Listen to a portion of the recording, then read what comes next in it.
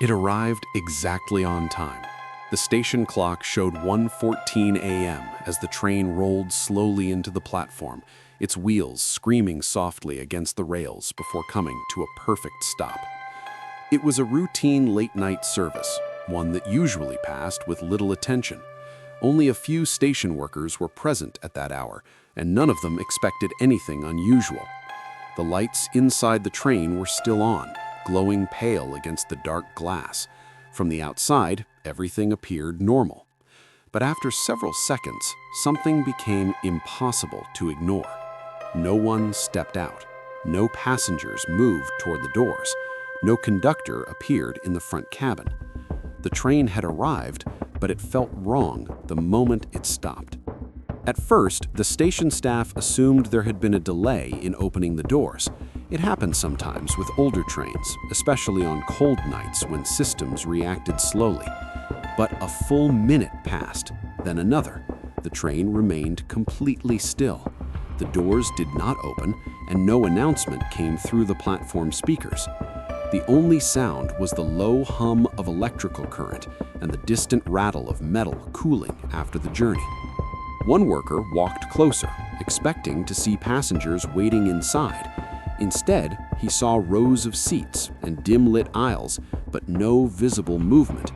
It was not just quiet, it was the kind of silence that made a normal situation feel deeply unnatural. One of the workers pressed his face near the window to reduce the glare from the platform lights. The interior was visible enough to make out seat rows, luggage racks, and the pale reflections of empty glass. But the more he looked, the stranger it became. Several bags were still stored overhead. A coat appeared folded over one seat. A newspaper lay open on a table near the rear carriage. The train did not look abandoned. It looked interrupted. The details suggested that people had been inside very recently, perhaps only minutes earlier, yet no shapes moved beyond the glass. No one turned. No one reacted to the workers standing just outside. It felt as if the train had arrived carrying the evidence of passengers, but not the passengers themselves. The station supervisor tried the nearest door himself. It did not respond. He entered the override code for the platform release system, but nothing happened. The door remained sealed shut, and the control panel beside it flashed a faint error signal. That was when the situation stopped feeling like a minor technical issue. If the train's doors had failed, someone inside should still have responded. If passengers had panicked, there would have been movement, banging, shouting, something. Instead, the train remained silent and closed, preserving its interior from the outside like a display case. The supervisor radioed central control and requested immediate authorization to force entry. At central control, the operators were already confused. According to the live system data, the train had completed its route normally. Speed logs, signal records, and braking sequence all appeared correct. The vehicle had not reported any emergency alarm, pressure failure, or communication breakdown during its journey. Even stranger, the conductor's cabin feed had gone dark only 30 seconds before arrival, too late for anyone to interpret it as a major warning.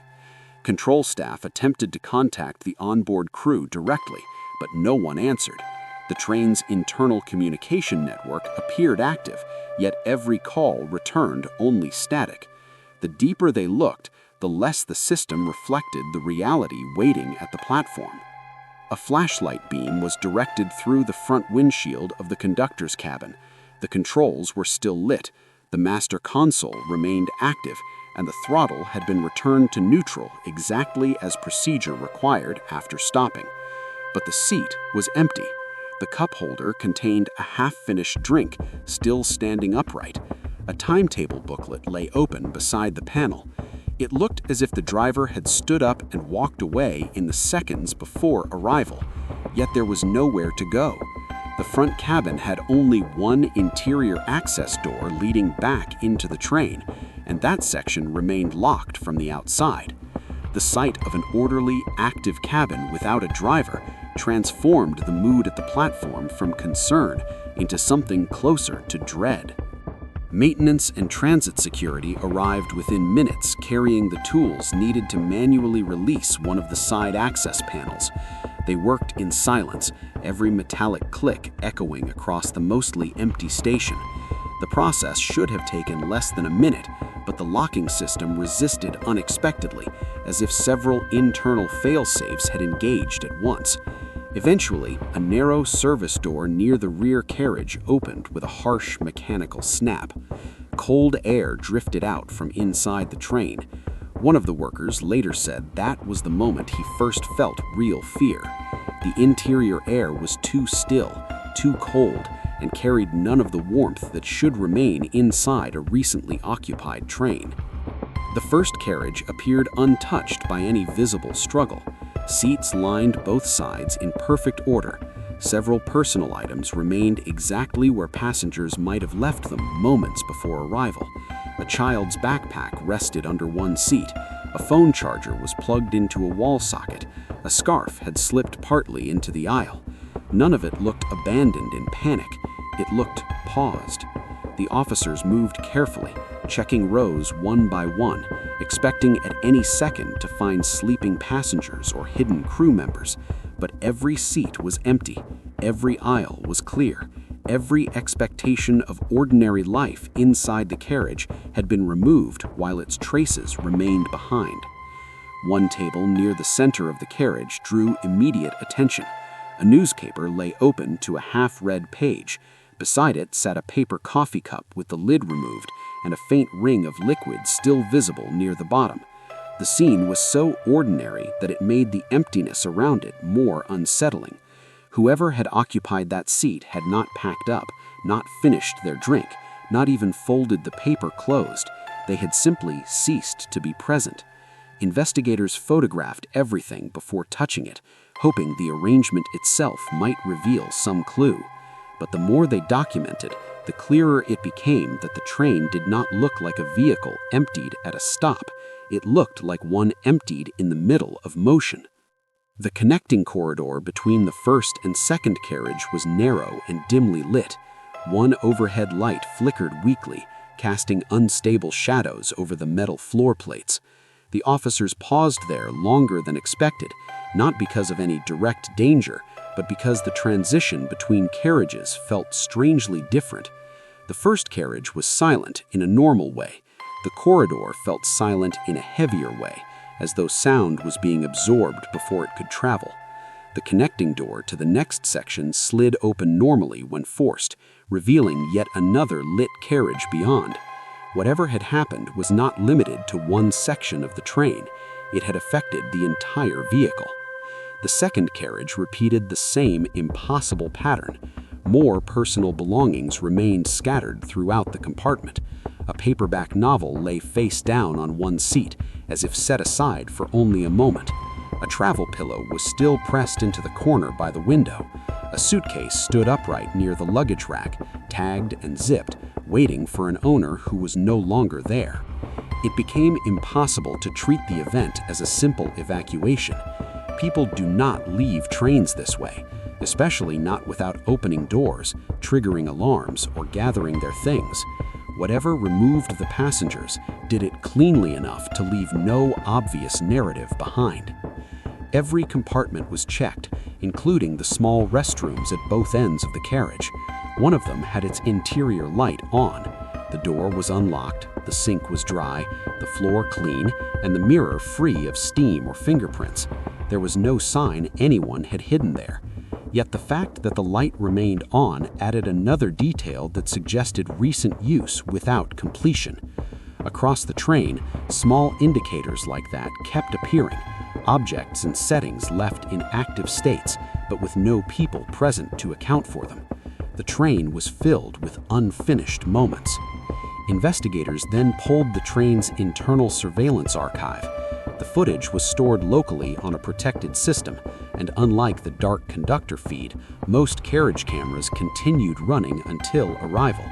The video showed passengers boarding earlier in the evening, sitting down, reading, talking quietly, and using phones like on any normal journey. but at a point roughly 9 minutes before the train reached the station, every camera recorded a brief distortion, an image tremor lasting less than 2 seconds. When the picture stabilized, the carriages were empty. No one stood up, no one walked out.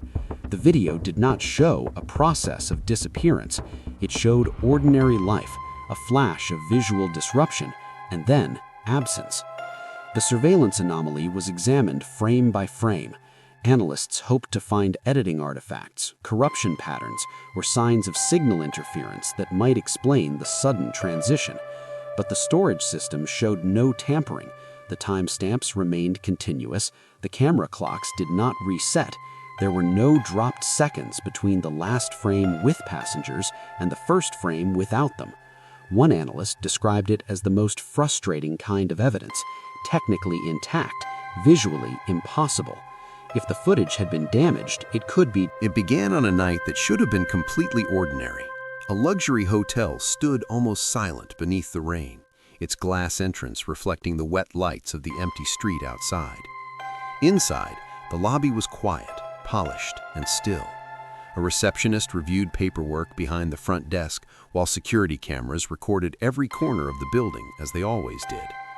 There were only a few guests checked in that night, and no unusual activity had been reported. Yet sometime after midnight, one of the cameras captured something that would later unsettle everyone who saw it. A man entered the lobby, crossed the marble floor, and walked toward the elevators with calm, confident steps. But there was one problem.